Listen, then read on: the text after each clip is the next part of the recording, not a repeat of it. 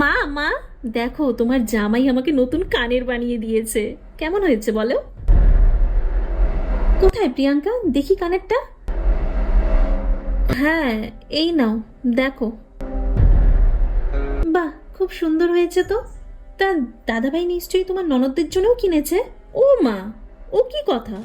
আমার বর আমার জন্য কিনেছে তাই বলে ননদদের জন্য কিনতে হবে নাকি? ও কি কথা! আর তাছাড়া ওদের বিয়ে হয়ে গেছে, ওদের যা দরকার ওদের বরেরা ওদের কিনে দেবে। আমার বর কেন দিতে যাবে সব সময়? সে কি কথা! এই তো কিছুদিন আগেই না তুমি বললে। বাবা বৌদি, দাদা তোমাকে এত সুন্দর শাড়ি কিনে দিয়েছে? কোথায়? দাদা তো আমাকে কিছু দিল না।